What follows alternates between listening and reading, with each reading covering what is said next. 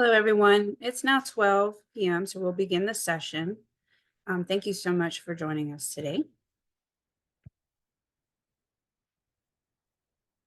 This is the 8th session of the 4th series of the PPCL Pediatric Mental Health ECHO. I'm Jody West, and I am the coordinator for the ECHO session. I want to go over a few housekeeping issues.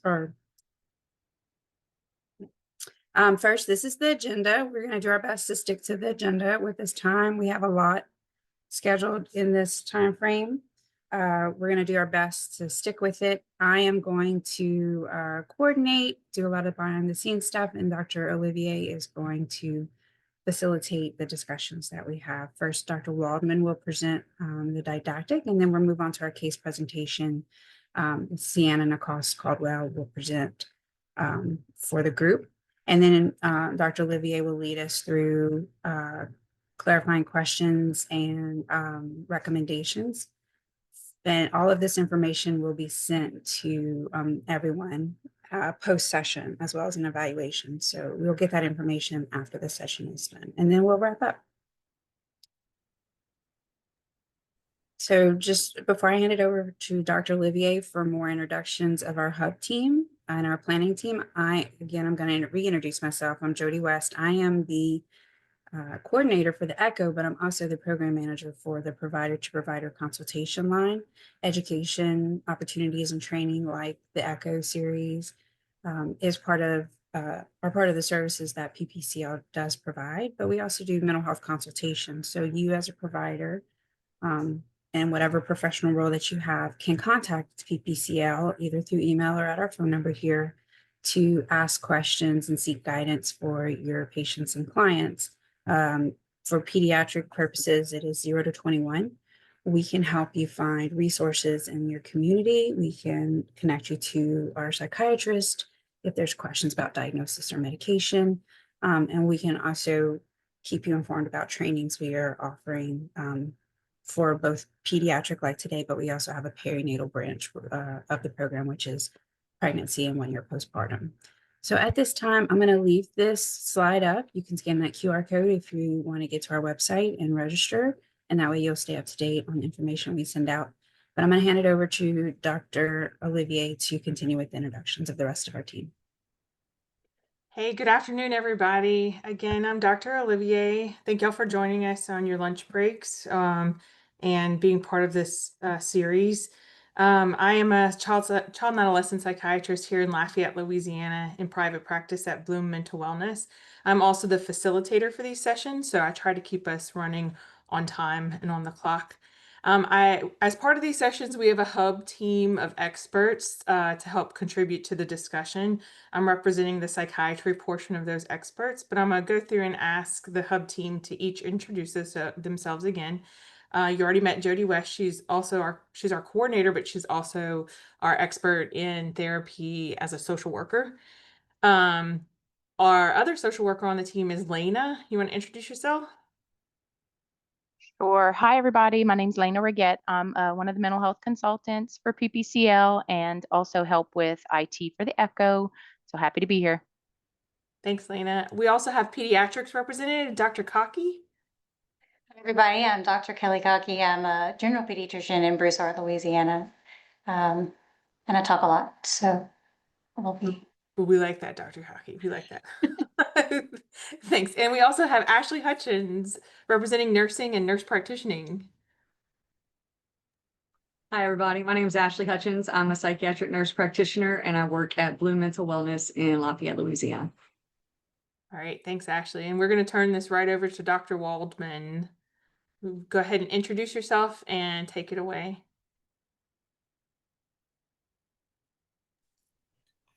Hi, everyone. I am Dr. Waldman. I am a child and adolescent psychiatrist. I am currently based in California, but moved from New Orleans a couple years ago. Dr. Olivier was my training director from when I did my psychiatry training.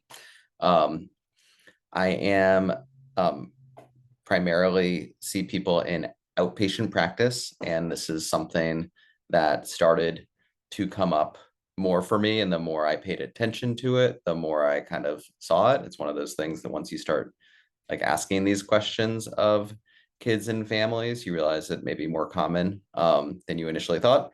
And it was something that I didn't know a lot about. So I thought it would be important for me to learn. And then I'm happy to share some of the things I've learned with you guys, pass on some of that knowledge. And I'm excited to see some familiar names from the consultation line in the participants today.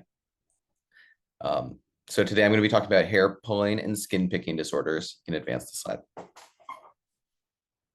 And first, we'll kind of take a step back and do a reframe.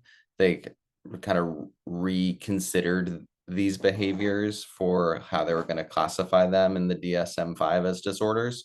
And I think it's like this has been helpful in terms of thinking about these things clinically. We'll review the criteria for these two disorders, which are called trichotillomania and excoriation disorder. We'll just talk about kind of when they typically present, and finally talk about treatment options. Go ahead and change the slide.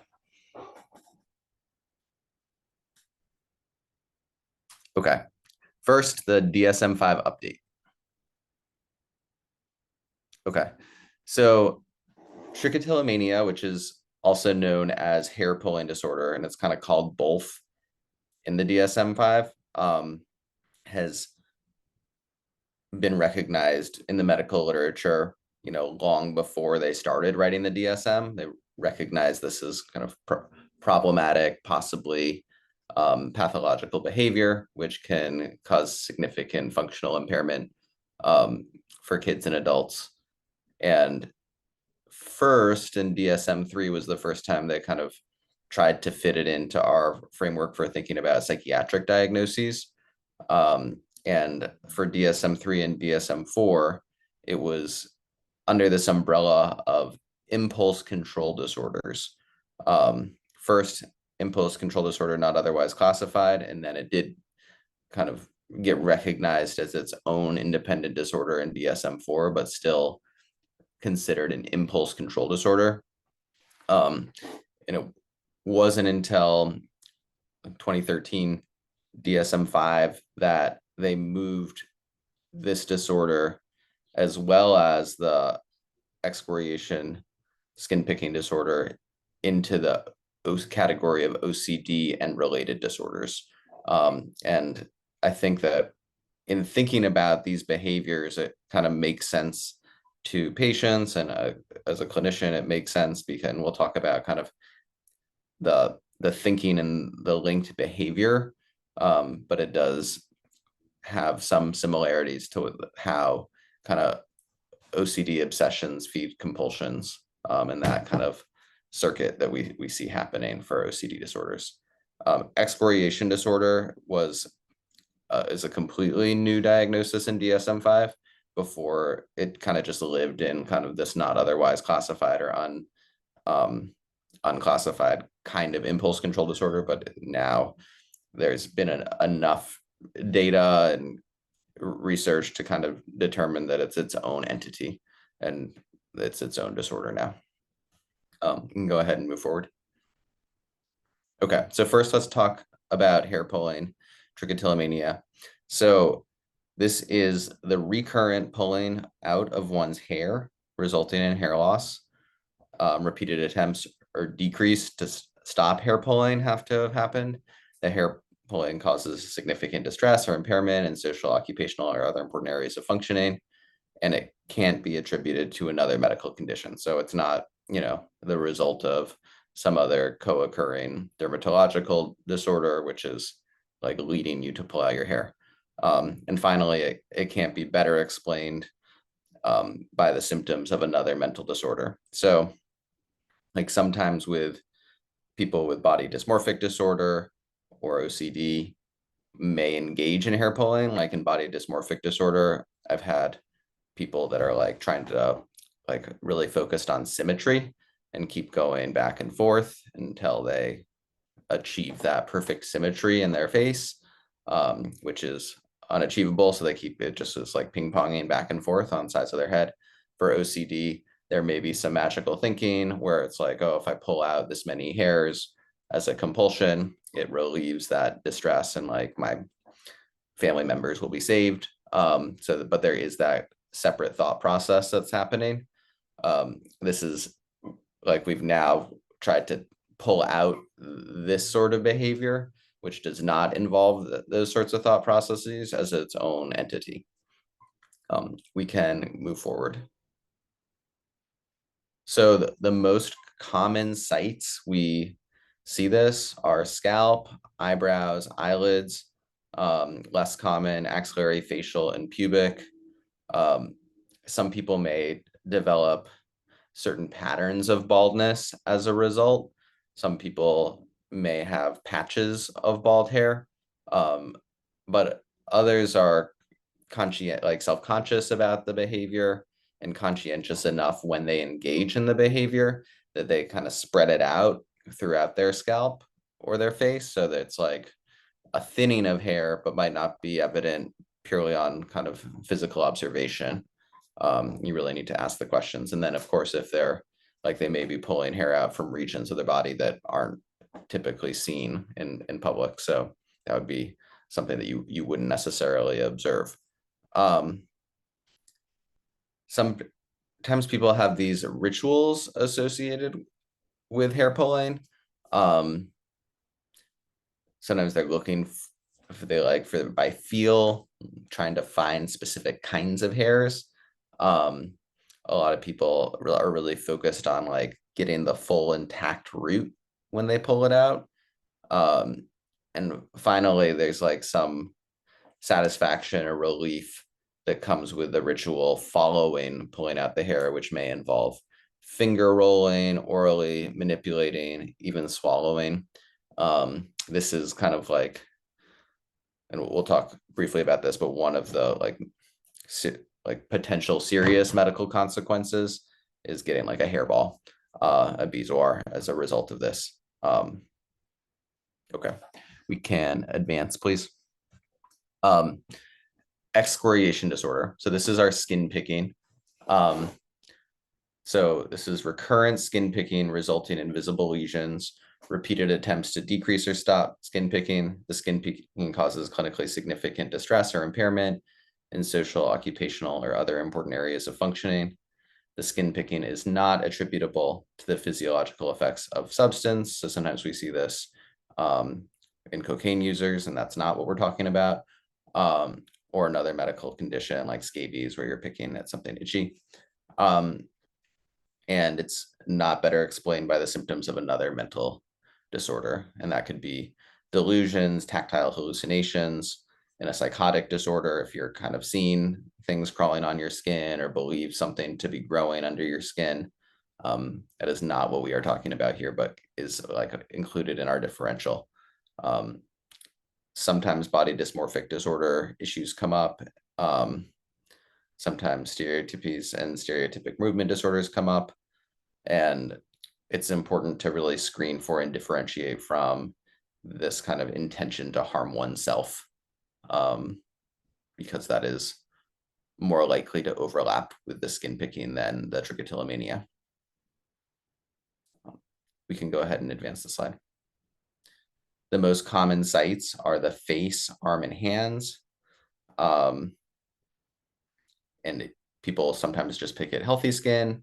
Sometimes people seek out minor irregularities on their skin, and sometimes people seek out like pre-existing scabs, and then it is just this recurrent cycle. Most commonly, people use their fingernails, but sometimes people use implements such as tweezers. And again, we have these kind of associated rituals and behaviors that follow the skin picking, which may involve kind of like examining, manipulating, playing with, and sometimes putting in their mouth and even swallowing. We can advance. So this is the commonalities between these two diagnoses. So very commonly associated with OCD. 30% of people also have OCD or have a first degree relative with OCD. And it's important to kind of tease out and screen for OCD and also clarify, is this a component of OCD, or is this kind of a separate presentation? Because that determines the treatment. Major depressive disorder is also commonly comorbid. Both of them have these kind of emotional cycles, which is part of why I think that they have moved this to an OCD and related disorder. And that is that there's this buildup of tension followed by relief once they pick and examine and engage in that ritual, or kind of pull out the hair, examine, engage in the ritual. And then that's quickly followed by some sense of shame. Often people are engaging in these behaviors without fully being aware of it. They are sometimes aware of when doing it and have explicit thoughts intention, but often it's kind of occurs without full conscious awareness. And this is part of why I think it's not volunteered during a psychiatric assessment, and definitely, like, unless I ask about it, people may not answer, especially my younger adolescents. They might not fully, there's the shame component, which I think leads to people not being, fully upfront about it, but I think they're also not fully aware of it. And sometimes parents are like much more, they see kids doing this and are, shocked by it, disturbed by it, grossed out by it. So they'll bring it to my attention, or the kids are kind of like, whatever, they're not fully aware of how often this is happening. It most commonly happens, like starts to present as a problem during the onset of puberty, so ages 10 to 13. It occurs in both boys and girls, but predominantly in girls at a ratio of, like, depending on the study, anywhere from like 4 to 1 or 10 to 1, and then kind of waxes and wanes over the course of a lifespan, and has like abrupt changes when there's hormonal changes. So we also see a change in behavior around menopause, either in terms of initiation or stopping. Can go ahead. So evaluation and treatment. So we really want to make sure this is like a don't miss. If someone's swallowing hair and it could cause like a significant GI complaint, we want to make sure we get them evaluated. There's not great guidelines for like, aha, you need to send this person to CGI, but a change in stool color, vomiting, unexplained weight loss, or constipation are major red flags. Psychotherapy is really the mainstay of treatment for both of these.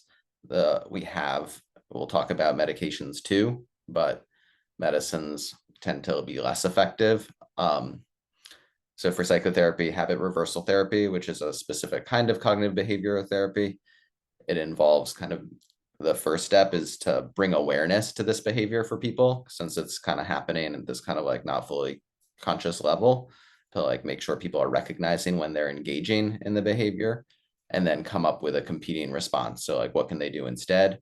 There has to be a lot of motivation and support, especially for our younger patients, built into this, who may kind of be kind of blasé about it or embarrassed about it, so they don't actually want to engage in changing the behavior because they ignore it and avoid dealing with it. And then come up with ways to generalize those skills. So it's not just happening in therapy, but also something that they can do whenever and wherever they're engaging in these behaviors. Acceptance and commitment therapy has also been shown to be helpful. So that's kind of acceptance of these urges and just kind of adopting a mindfulness approach, and cognitive diffusion, basically giving kids the insight and awareness that this urge is really just a thought. It is not something that you have to do, and creating that space for them to make a choice about engaging in that behavior once you bring awareness to it. So, these two kind of modalities of psychotherapy integrated are probably have been shown to be the most helpful and are really the most important things in terms of treatment. Okay, go ahead and move forward. So for adults, we don't have any medications that have been proven to be effective in children in adolescents to date. Sometimes we draw on the evidence. Part of this is there's just a scarcity of evidence in the literature. So we haven't had large, robust studies to determine what could be helpful.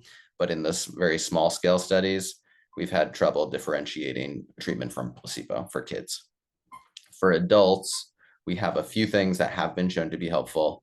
Of note, SSRIs, which are a first-line treatment for OCD, have not been shown to be helpful for adults. So that's one of the reasons why it's so important to identify and differentiate this, because we can't rely on just kind of lumping this with OCD and expect it to get better. Tricyclic antidepressants such as clomipramine have been shown to be likely beneficial. Antipsychotics such as olanzapine also likely beneficial, but of course that comes with a host of metabolic side effects. So adherence is a big issue for people, and that's kind of reserved for really severe cases. Glutamate modulators and acetylcysteine also has some really compelling evidence that shows it's likely beneficial as well. This is available over the counter and is usually really well tolerated. This is what I will frequently, even though we don't have strong evidence supporting its use in adolescents yet, this, I, as a clinician, I will discuss the lack of FDA approval and the lack of clear evidence, but I will still reach for this because it has such a good safety profile and has been shown to be pretty effective for adults. And I've had mixed results, but I found it to be sometimes helpful. As is the case with treating a lot of these disorders, it's kind of like a start low and go slow approach, where usually the starting dose is not gonna be super effective, and we often need to titrate up slowly over time to get a good clinical response. Can go ahead and advance.